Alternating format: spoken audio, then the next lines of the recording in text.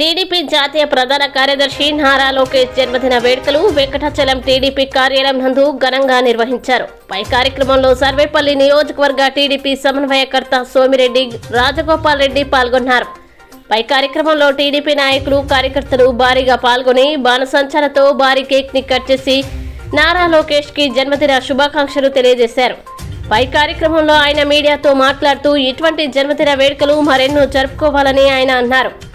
యువగలం పాదయాత్రలో నెల్లూరు జిల్లాలో అడుగుపెట్టిన నారా లోకేష్ బాబుకి అత్యధిక సంఖ్యలో కార్యకర్తలు నాయకులు పాల్గొనడంతో వైసీపీకి వణుకు పుట్టిందని అన్నారు. యువగలం పాదయాత్ర చూసిన వైసీపీ నాయకులు అక్రమ కేసులు టీడీపీ కార్యకర్తలపై బనాయించారని అన్నారు. యువగలం పాదయాత్రలో లోకేష్ బాబు ప్రతి ఒక్క నాయకులకి కార్యకర్తలకి హామీ ఇచ్చారు. ఇప్పుడు ఎంతమంది మీద వైసీపీ నాయకులు కేసు పెట్టి అక్రమ అరెస్టులు చేయించారో వాళ్ళందరికీ రేపు మన పార్టీ అధికారంలోకి రాగానే వైసీపీ నాయకులకి తొత్తులుగా వ్యవహరించిన ఏ ప్రభుత్వ అధికారులని వదలబోనని చెప్పిన విషయం అందరికీ తెలిసిందే.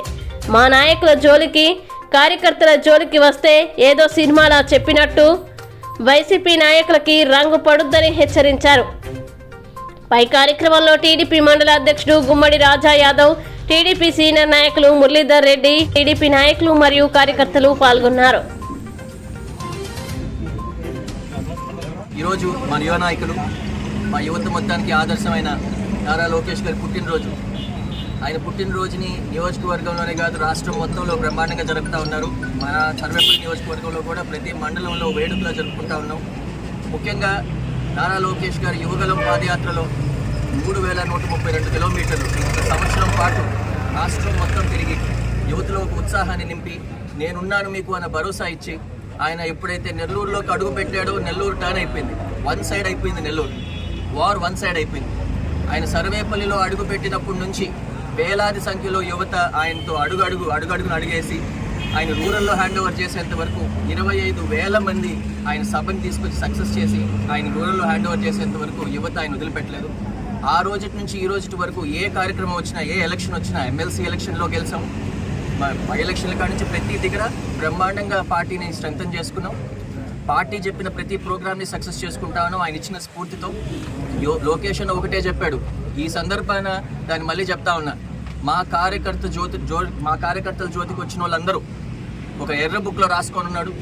పోలీస్ అయినా పర్వాలే, రెవెన్యూ అధికారులైనా పర్వాలే, పార్టీ వైసీపీ పార్టీ నాయకులైనా పర్వాలే, మేము వచ్చిన తర్వాత మా కార్యకర్తల జోలికి వచ్చిన ప్రతి ఒక్కరికి చుక్కలు చూపించిపోతా ఉన్నాం. తోలు పెరికి వదిలిపెడతాం ఒక్కొక్కరిని. ఇంకా సమయం ఉంది.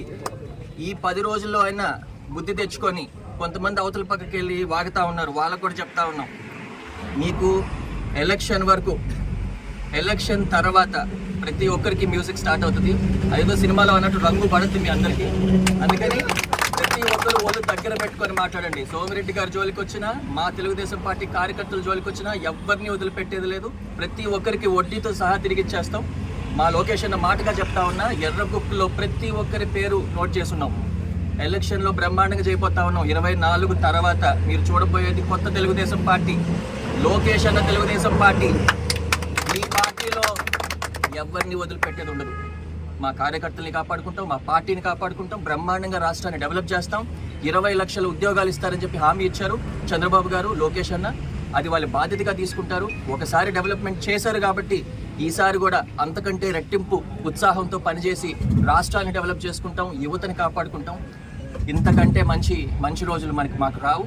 ఇప్పటి నుంచి తెలుగుదేశం శకం మొదలవుతా ఉంది, ఒక నవ శకం మొదలవబోతా ఉంది. నారా లోకేష్ గారి శకం మొదలవబోతా ఉంది.